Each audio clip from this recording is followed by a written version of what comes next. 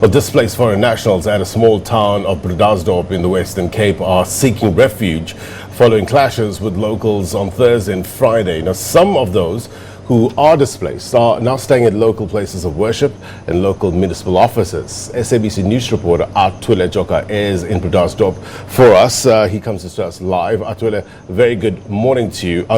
Very good afternoon to you, rather. What are you witnessing there?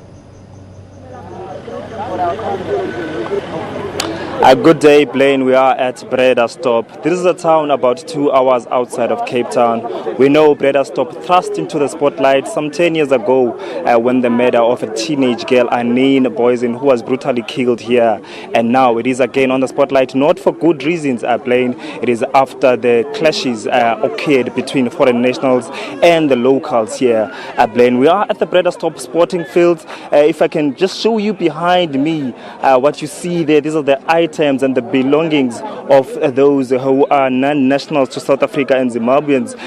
What we picked up was that they've just been back to the township, to the community where they stay, to go and pick up some of their belongings that were remaining there. So what happened was that on Thursday, apparently some of the locals here were marching to the local municipal offices with their set of grievances, and they handed over a memorandum to say they are complaining about certain things. They were complaining that nationals are taking their jobs and the influx of foreign nationals, and also about the businesses that are opened by nationals here in South Africa. So apparently what happened on their way back, they splintered in different groups and they started attacking some of those shops that are owned by foreign nationals, and also some of the properties and the homes of those. And then on Friday again, they picked up where they left off to continue with those attacks. So what you see, Blaine, is people who are displaced, who do not have anywhere to stay. They are stranded and they are seeking a refuge, Blaine. We're speaking to a community leader earlier on who was talking to us and also trying to explain what transpired. Say, we spoke to you earlier on. I want to bring you to this piece to talk to us about what you said earlier on. You said this act is an act of inhumanity because we see kids, we see women, we see very young people and old people here. Just talk to us about the impact of this and also what actually transpired. How did you notice this? How did it start? Okay, yeah. Like I said before, earlier, I said the situation is really tough. It's very traumatized because it happens in the eyes of the kids. All the kids are seeing what is happening there. The women that are brutalized, taken from their homes, pushed away from the bushes to seek a place of safety. Yeah. So when the people arrived, what did they say and how did it happen? Where were you when you first heard about this? Come again? How did it first happen? How did you first get to know about these attacks? What did the people say when they went to attack you? Okay, when the people come to attack us, it was the issue of jobs. They say, you Zimbabweans, you are taking our jobs and you are running some business, and you take our jobs and you are running the business at the same time. They say you are not allowed to do so. Yeah. Okay. I also want to bring in a mother and also a woman to just give her own perspective into the matter as well. If you can please stand here, ma'am. Just talk to us about this. What happened? How did you hear about this? When did the people come to your house? And yeah, just talk to us about that. People started really on Mondays saying to us, you have to go before Thursday, because if you remain here, we're going to kill you. Because you are stealing our jobs, you are doing businesses, and we are seeing some of your kids are going to high schools where some courses are not going. This was on Monday, and then what happened to the days after that? We waited, and some of us were phoning police, and the police was saying your safety is guaranteed. But on Thursday morning, we hear some of the ladies, it was 4 a.m., moving around saying, Fukani, we want to clean this mess, we want to clean these foreigners today, like that. So when they were talking about the mess, they were talking about you? Yes. And then what happened after that? Some of the people had to run away to the bushes. Some were remaining in the house. They were just locking their doors, remaining there. Since police were saying that you are safe, everything is under control. But some were in bushes, and some of our husbands were saying, ladies, you have to be in the back of us. If they come to attack us here in the bush, we're going to fight back. And also I see some remaining of your belongings. How did they get to be here? What happened? Some of the belongings, it's like the police were accompanying people to take their belongings. So what happened to the places that you stay in? Just talk to us. Most of the places were vandalized. Like so some very few places, like where the owner was very nice to safeguard the place. So those are the lucky people who could find their belongings inside the house. But most of the places, because it's like it was sort of since Thursday, the whole night they were there. Like the husbands were in bushes, they were seeing trolleys and taxis coming to pick things. What did people lose in all of this? Some of the people, like those people who remained in the houses, believing that they were safe.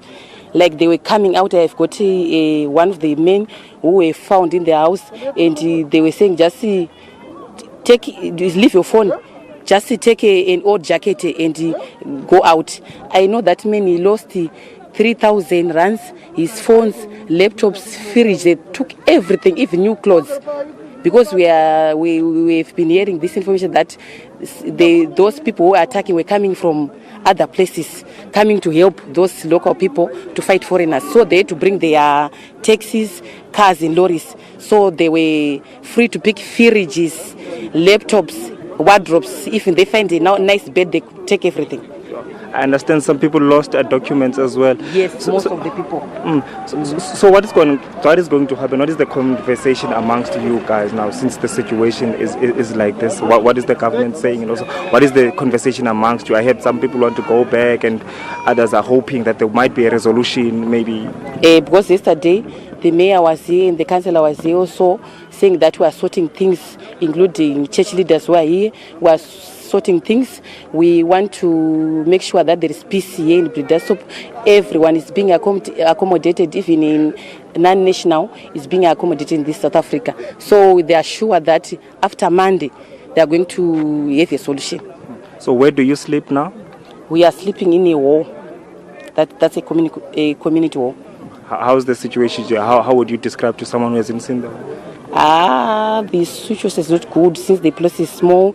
We are sleeping together, male and female together, even the kids there.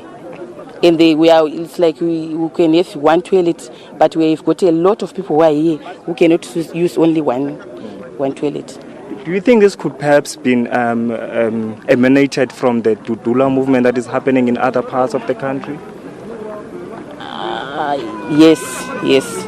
I think so. Because the reason I'm asking that was, how were you living with the locals here before last week? How was this? Since yes, whenever there was xenophobia attack, 2008, 2010, wherever in some places, we haven't seen anything like that in this Bredasdorp. So I think it's because of this Dudula. How was the situation like before all these attacks? People were living nicely, since we are hearing that some of our people had businesses and things were right. Because no one is owning a house. We are coming here and these locals were accommodating us, giving us these places to do our businesses. So the environment was very conducive. Thank you so much, Mama. Thank you so much. You are welcome. Well, Plain, that is one of the locals here just narrating the situation here, saying, of course, before all this happened, the situation was okay. None of them are owning houses. They are renting from the locals. They were living in harmony. Everything was okay. But it just, in a split second, in a split of a moment, this erupted. And now they are finding themselves seeking refuge and having nowhere to go. Saying, of course, this maybe might have emanated from some of the xenophobic movements that are happening throughout the country, saying of course they are not feeling safe, but they are hoping maybe on some processes that are started by the municipality that there might be a solution for people. But of course also saying that people have lost a lot of their belongings and their stuff as their houses were vandalized and some of their things stolen, saying some people were coming far away to come and loot some of their belongings. things, TVs, their belongings, their beds, mattresses, their headboards, their couches, and everything, and laptops, and most importantly, their documents as well, Blaine. If I may just step out of the shot for you to just see one more time how the situation is like here. There's other people sitting on some of their belongings. Basically, when we're speaking to them earlier on, they're saying they are hopeless because they did not see this one coming and they do not have anywhere to go. They cannot go back to the community because people are still being threatened and also attacked. But they will take off some of those belongings to put them here on this field, and then later on they will get a place to sleep and this local sports field Blaine, and also they are using the mosque as well as a place to sleep and the municipal halls. So we will see how this one will transpire Blaine, but this is the situation here at Bredasdorp. We are only hoping that this does not spread to other places. I heard it has already spreaded to one of the nearby towns, but we are hoping that it won't be as it won't be as bad as this one that had happened here at Blaine. All right, Atule Joka, our eyes and ears on the ground in Bredasdorp in the Western Cape.